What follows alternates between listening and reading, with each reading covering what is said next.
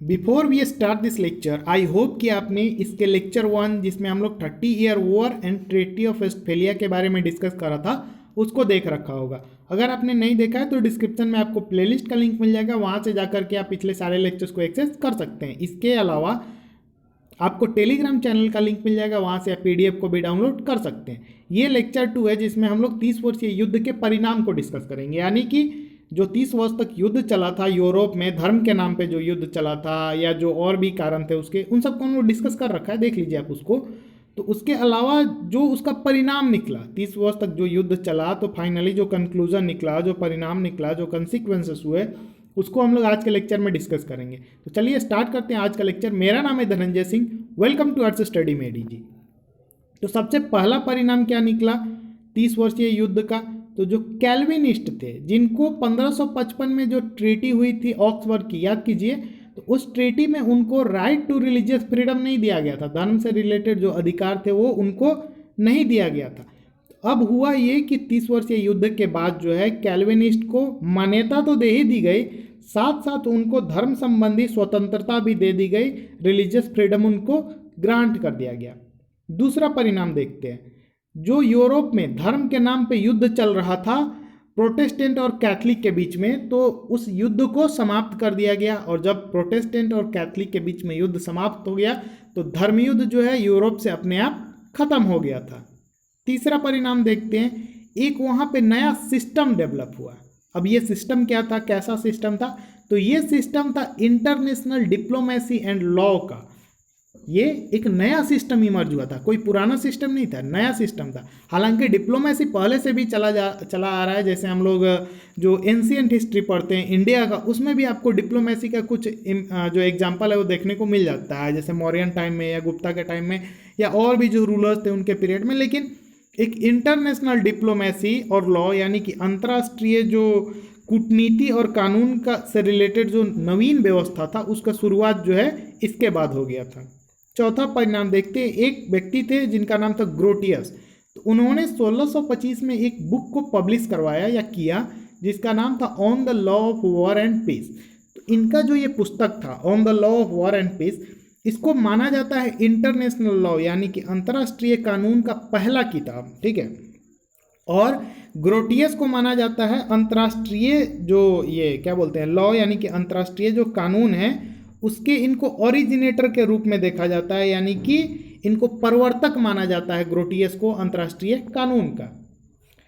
अगला परिणाम देखते हैं। Full sovereignty was granted to the members of Holy Roman Empire, यानी कि जो पवित्र रोमन साम्राज्य था तो उसके जो भी मेंबर कंट्रीज थे, यानी कि जो भी स्टेट उनके अंडर में आते थे, तो उनको अब पूरी तरह से संप्रभुता जो है ग्रांट कर दिया गया था, सॉवरेनिटी दे दिया गया था कि भाई आप अपने हिसाब से चल सकते हैं। जैसे अगर आपको वार करना है किसी से तो आप अपना डिसीजन खुद ले सकते हैं। अगर आपको किसी देश के साथ शांति समझौता करना है, कोई ट्रीटी साइन करना है, तो आपको अब होली रोमन एम्पायर से आकर के कुछ बातचीत करने की जरूरत नहीं है, आप अपने हिसाब से अपना डिसीजन ले सकते हैं।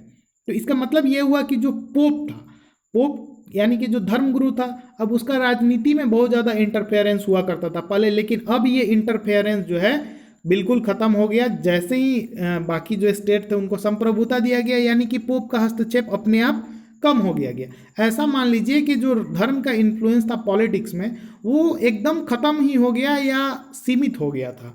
अगर खत्म पूरी तरह से नहीं हुआ तो सीमित हो गया, बहुत कम, मतलब धर्म का इंटरफेरेंस रह गया था पॉलिटिक्स में। पॉलिटिक्स जो है, जो भी राजनीति से रिलेटेड जो भी चीज़ था वो अपने अकॉर्डिंग अपने देश के हित में या अपना जो भी स्टेट था उसके हित में, वहाँ के जनता के हित में, वहाँ का जो राजा होता था, जो मोनार्क था या जो भी रिपब्लिकन गवर्नमेंट, यानी जो भी था वो अपने अकॉर्डिंग चल रहा था। अब चर्च का जो है प्रभाव खत्म हो गया था। अगला परिणाम देखते हैं। The laws were made related to treatment and protection of the wounded, prisoners of war, sick soldiers in the war। यानी कि एक महत्वपूर्ण परिणाम इसका ये निकला कि युद्ध में अगर कोई घायल होता है या युद्ध में किसी को बंदी बनाया जाता था, पहले जो भी हारते थे तो उनके सैनिकों को बंदी बना लिया जाता था, गुलाम बना लिया जाता था, तो उन युद्ध बंदियों या कोई बीमार सैनिक है उसके इलाज या सुरक्षा से संबंधी अब कानून बनाए गए थे इस 30 वर्षीय युद्ध के बाद। ये एक इम्पोर्टेंट रिजल्ट था 30 वर्षीय युद्ध का। इसका एक नेगेटिव इम्पैक्ट था। नेगेटिव इम्पैक्ट इसका किस पे देखा जा सकता है? तो जर्मनी पे। नकारात्मक प्रभाव इसका जर्मनी पे देखा गया। हुआ ये कि बाकी सारे यूरोपियन कंट्रीज तो आगे निकल गए, यानी कि बाकी सारे यूरोपियन कंट्रीज डेवलप कर गए, लेकिन जर्मनी थोड़ा पीछे रह गया उस समय। क्यों? क्योंकि ये जो भी घटनाएं हुई थी इसका मेन सेंटर क्या था? जर्मनी था। तो इसका सबसे ज़्यादा इम्पैक्ट जो है जर्मनी पे ही पड़ा था, और ये इम्पैक्ट नकारात्मक था, सकारात्मक नहीं। तो बाकी यूरोपियन कंट्री परस्पर कर गए, लेकिन जर्मनी थोड़ा पीछे रह गया। एक नया टाइप का रिलेशनशिप डेवलप होने लगा इंडिविजुअल एंड स्टेट के बारे में। ये आखिरी परिणाम है। तो जो कोई व्यक्ति था और राज्य के बीच में एक नया प्रकार का संबंध स्थापित होने लगा। अब लोगों के अंदर राज्य से रिलेटेड अलग अलग भावनाएं आने लगी, वो भावनाएं जो पहले नहीं थी। पहले लोग खुद को इस्टेब्लिश नहीं कर पाते थे अपने स्टेट से, या खुद को लोग जोड़ करके नहीं देख पाते थे स्टेट से, लेकिन अब लोगों के अंदर एक भावना आने लगी, वे लोग खुद को स्टेट का पार्ट मानने लगे। पहले लोग इन सब चीज़ों में धर्म के जकड़न में पकड़े हुए थे, तो उनका मेन इन्फ्लुएंस उनके ऊपर जो था वो धर्म का हुआ करता था, लेकिन अब धर्म का इन्फ्लुएंस खत्म। अब लोग का, यानी कि किसी भी व्यक्ति का राज्य के बीच साथ जो है एक अलग प्रकार का संबंध जो है डेवलप होने लगा। जैसे हम लोग प्राउडली कहते हैं आज की इंडियन है, ठीक है, तो हम लोग का क्या है, ये एक तरह से रिलेशनशिप ही डेवलप हुआ है। मरने मिटने को तैयार हो जाते हैं, क्यों? इसके पीछे बहुत बड़ा रीजन है, नेशनलिज्म है, राष्ट्रवाद की भावना है।